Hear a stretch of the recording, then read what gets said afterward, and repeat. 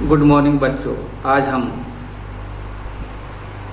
हार की जीत शीर्षक पाठ के अभ्यास प्रश्नों का शेष भाग हल करेंगे। पिछली कक्षा में हमने अभ्यास खंड ग तक के प्रश्नों को हल किया। अब आगे देखते हैं। अभ्यास खंड घ, जहाँ दो प्रश्न दिए गए हैं। बाबा भारती ने अपाहिज की सहायता ना की होती तो तब क्या हो सकता था? तो इसका उत्तर हुआ, बाबा भारती ने अपाहिज की सहायता ना की होती तो डाकू खड़क सिंह उससे जबरदस्ती घोड़ा छीन लिया होता। दूसरा जो प्रश्न है यहाँ पर, खड़क सिंह ने बाबा भारती का घोड़ा चुपचाप लौटा दिया, वह उन्हें स्वयं देकर नहीं आया, इसका क्या कारण हो सकता है? इसका उत्तर हुआ, खड़क सिंह ने बाबा भारती का घोड़ा चुपचाप लौटा दिया क्योंकि वह बाबा भारती से आंख नहीं मिला सकता था। वह अपने काम के प्रति ग्लानि महसूस कर रहा था।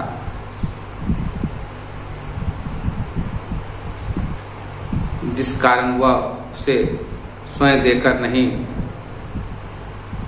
गया।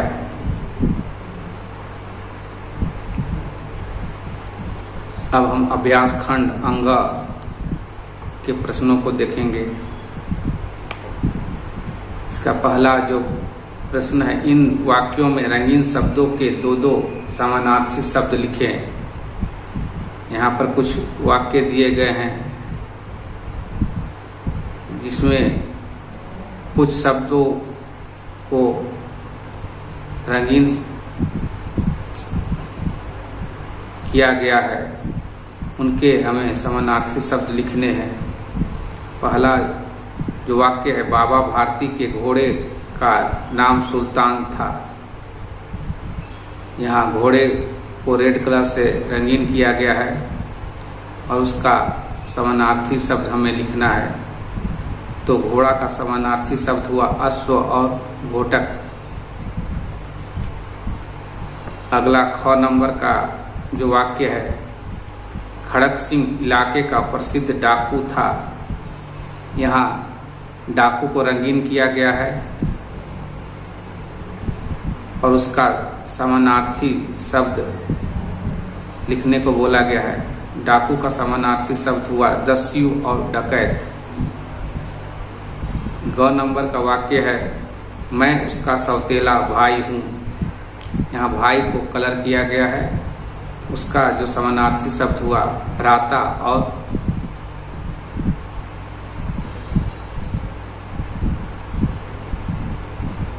बंधु। इसी तरह अगला जो वाक्य है वह वृक्ष की छाया में पड़ा था। यहाँ वृक्ष को कलर किया गया है और उसका समानार्थी शब्द लिखने को बोला गया है। वृक्ष का समानार्थी शब्द हुआ पेड़ या और पादप। अगला जो वाक्य है, अब उन्हें रात में नींद नहीं आती थी। यहाँ रात को कलर किया गया है और उसका समानार्थी शब्द लिखने को कहा गया है। रात का समानार्थी शब्द हुआ रात्रि और निशा। अब खंड अंग के आगे के प्रश्नों को हम देखेंगे।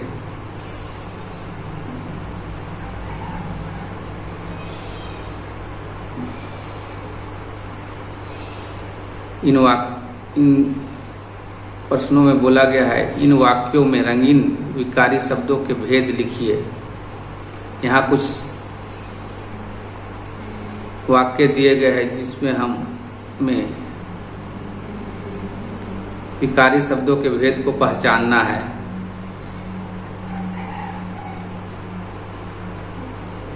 ये विशेषकर हिंदी व्याकरण के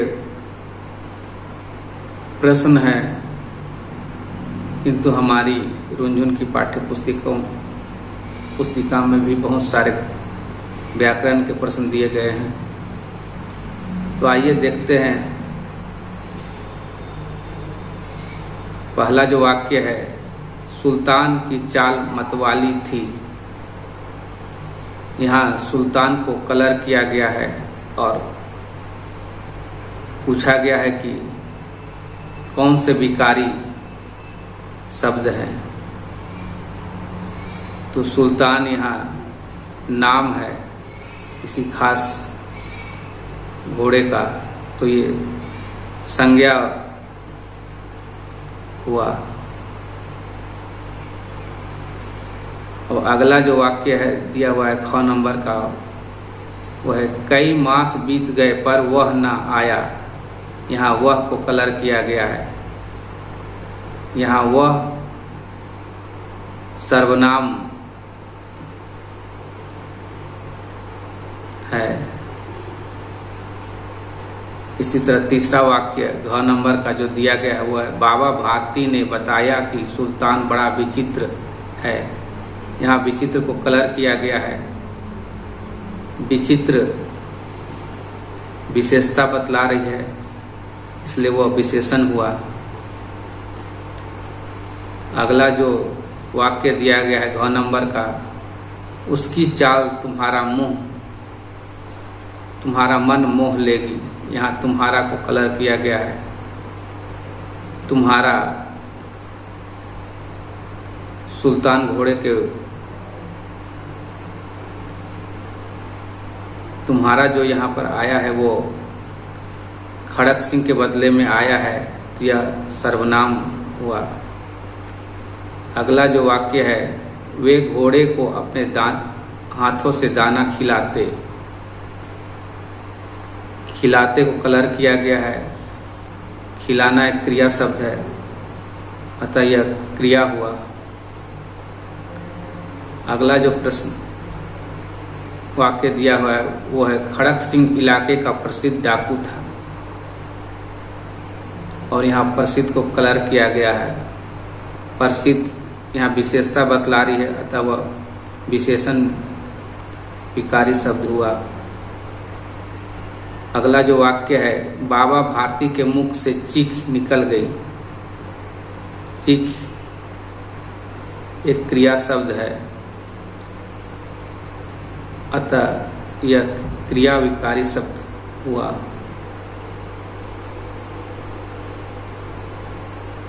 तीसरा नंबर का जो प्रश्न है उसमें अविकारी शब्दों के भेद को लिखना है। पहला यहाँ पर वाक्य है, बाबा मुझे वहाँ जाना है। यहाँ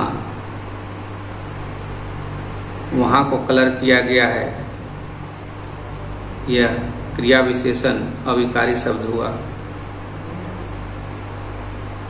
अगला जो वाक्य दिया गया, सहसा उन्हें एक झटका सा लगा। यहाँ सहसा को कलर किया गया है। ये क्रिया विशेषण अविकारी शब्द हुआ। बाबा ने घोड़े के सामने चारा डाल दिया। यहाँ के सामने को कलर किया गया है।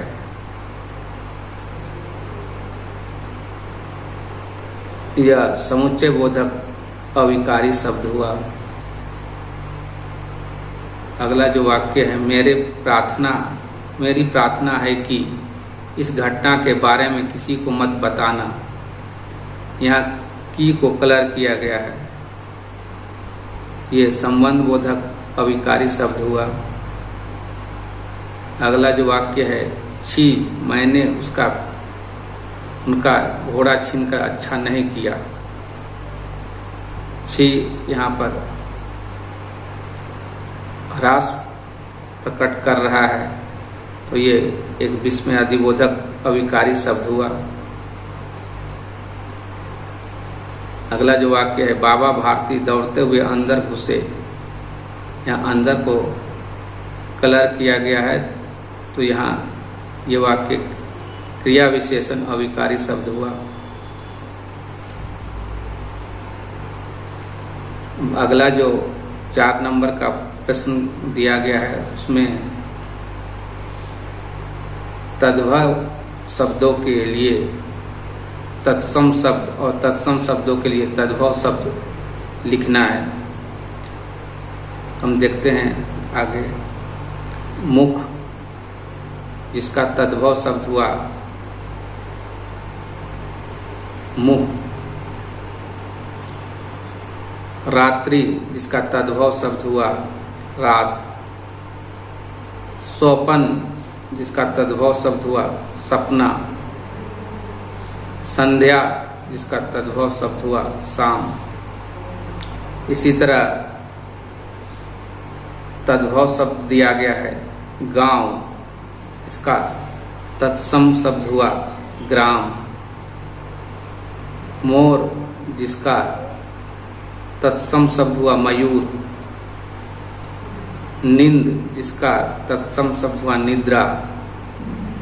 आंसू जिसका तत्सम शब्द हुआ अश्रु। अब आगे 5वां नंबर का हम प्रश्न देखते हैं जिसमें कुछ प्रश्न के उत्तर हमें देने हैं। चाल के 2 अर्थ लिखिए। चाल का 2 अर्थ होता है चलना और गति। ख नंबर का प्रश्न है दया से 2 शब्द बनाइए। दया से 2 शब्द है दयालु और दयावान।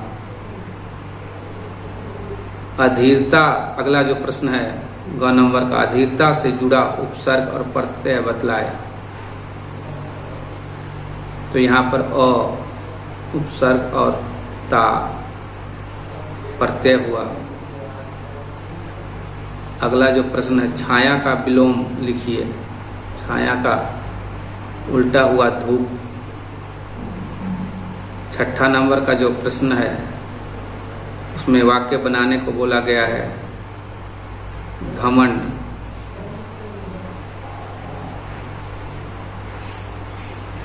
तो इससे वाक्य बनेगा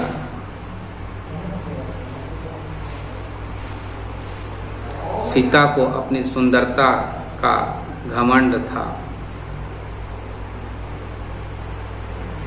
आगे जो शब्द वाक्य बनाने के लिए दिया गया हुआ है अपाहिज।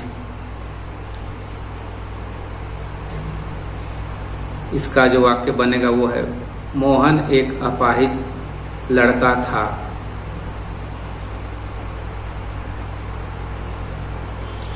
इसी तरह अगला जो शब्द है वो है निराशा।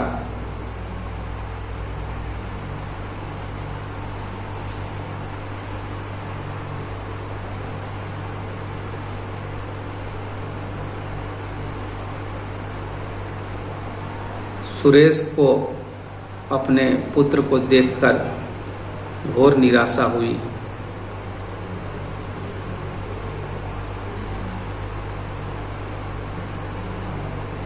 अगला जो प्रश्न है वो है सन्नाटा।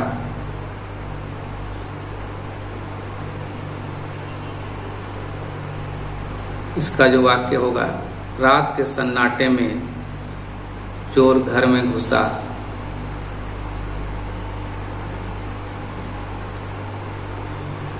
इन शब्दों के वाक्य छात्र खुद भी बनाने का प्रयास करें। भिन्न भिन्न तरीके से इन शब्दों के वाक्य बनाएं और शिक्षक को दिखाएं। हमारा अभ्यास प्रश्न समाप्त हो गया। धन्यवाद।